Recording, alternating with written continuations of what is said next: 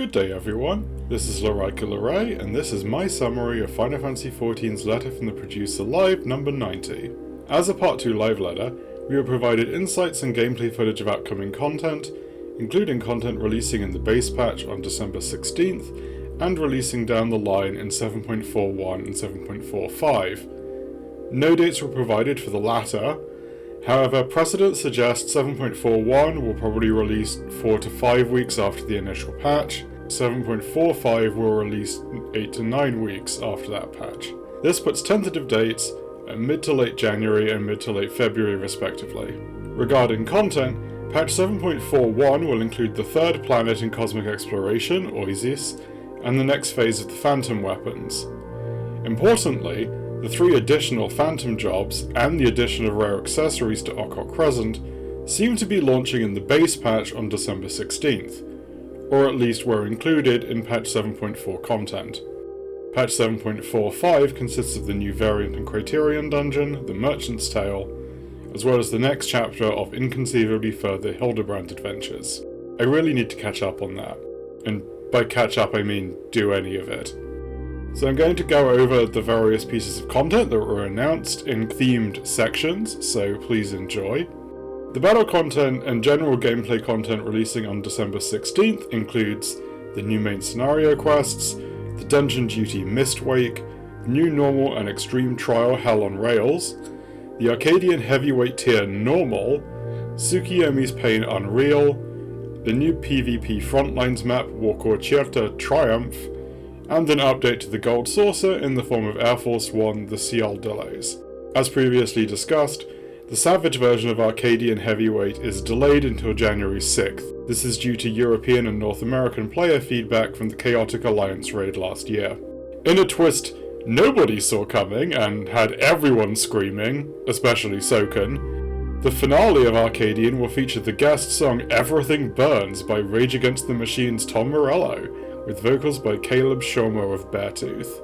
In a story that will be one for the ages, Morello sent Soken the song completely unprompted around a year ago, after finding out Soken was a huge fan from Jason Charles Miller, vocalist of Shadowbringers and Close in the Distance, and apparently Morello's board game buddy. The song releases as a single the day after the patch, so earmark December 17th as well. We were given a gameplay look at Heavyweight M2, or M10 as the community will know it by, which is against a tag team of surfers named Red Hot and Deep Blue, and collectively, at least in the Japanese, called the Extremes. If they don't spell it with a Z, I will be very disappointed.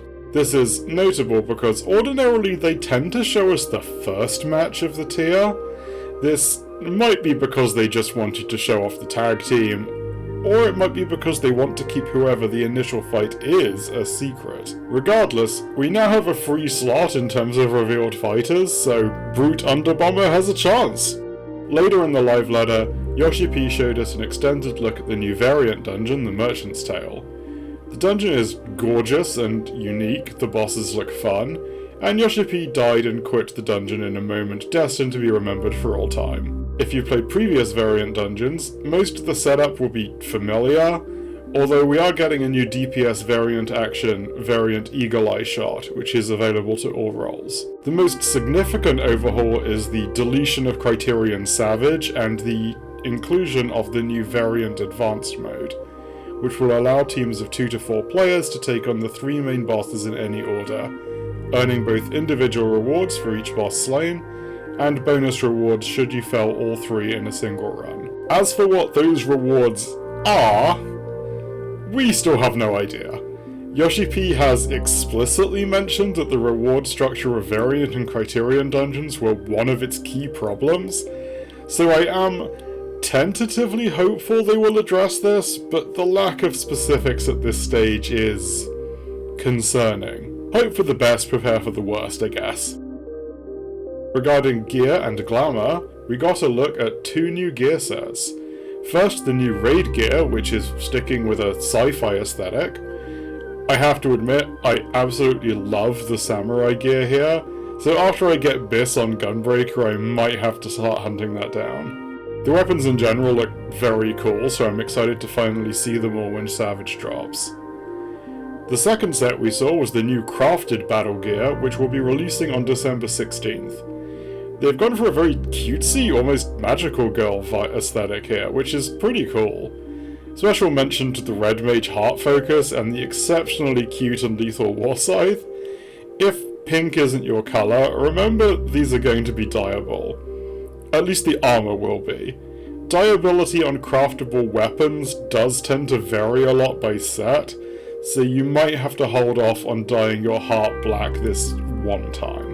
I have to admit, personally, I love when glam sets in each patch are wildly different in terms of aesthetics, and 7.4 is set to accomplish this in spades.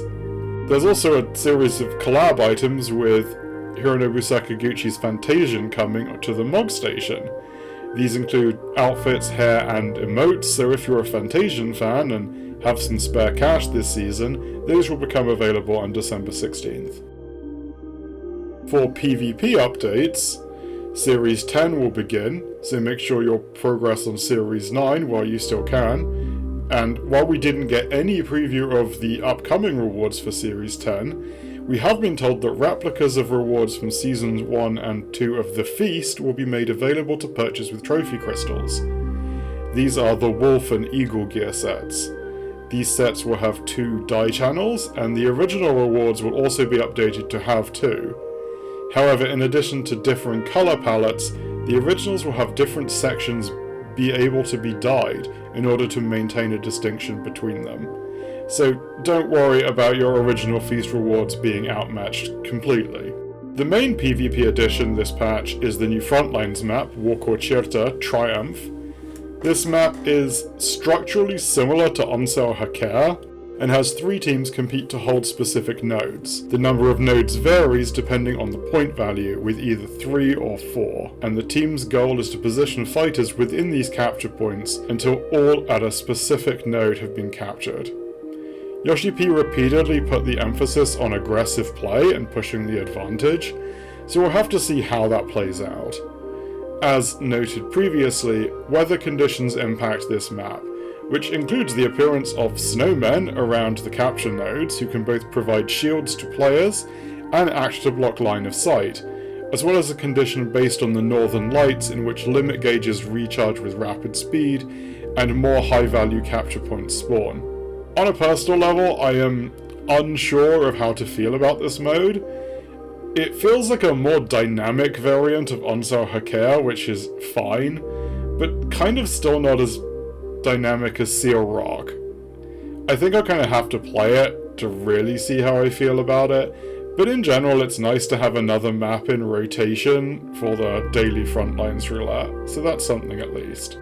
Finally, there was a huge swathe of really good quality of life improvements coming in the patch. This includes most notably the Glamour update, which releases the role, class, and level restrictions on glamoring items, excluding tools and weapons, as well as the command panel and the long-awaited raid planner, or strategy board, to use its formal name. Yoshi P went into pretty extensive detail on all of these, maybe a bit too much in some places, although it was good to see how the command panel will work on controller. I could go into that here, but I feel like this is a UI element that is best left to personal experimentation. The Glamour update might be the golden child of the patch, but the strategy board is looking like an exceptional resource. It includes a number of ease of use features and an easy UI, including presets, as well as ways to create, save, and share up to 50 permanent strategies both in-game and out, through the use of codes. 50 is a fairly low number. I'm kind of hoping we do get more in the future. Nonetheless though, this does mean you can keep the codes for plans once you run out of space in order to reintegrate them as needed. In addition, and this might help the limit a bit, you have access to an additional 20 temporary strategy slots in duties, something that I think Party Finder will make a lot of use out of. These strategies can be edited and shared in real time, as well as displayed during combat for reference. As someone who used to be a console player, this addition makes me really happy, as the shift from using in-game macros to raid plan on EU, roughly from Abyssos onwards, was always a massive inconvenience for me. It's nice to just not have to rely on a second monitor for these things. Although, can I just note that the toggle between generic DPS icons and 2 melee 2 ranged uses the magic range DPS icon for the ranged classes? Fizz ranged roll found dead again, do not resuscitate. Finally, and unexpectedly, one piece of quality of life that we had no idea before is a change to Deep Dungeon disconnects. As of 7.4, if you are disconnected from a deep dungeon, either solo or in a group, you will have 10 minutes to relog into the game before your run is terminated, provided that you or a party member do not die in the interval. This is an important caveat, as you need to survive in the time between being disconnected and your character actually being removed from the game world, which is a fairly slow process. If you disconnect while actually fighting something, you might just be out of luck. And this applies to parties too. Indeed, if 3 members of a party disconnect and 1 is dead or dies, then it also terminates your run. This is really jank, which probably tells me it's a spaghetti code issue. Nonetheless, it's good to finally have some leeway here.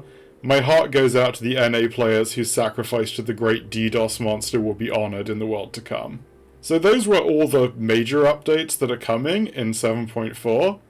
I hope you enjoyed listening. Please like and subscribe if you want to see more of my content. Please take care and have a fabulous weekend.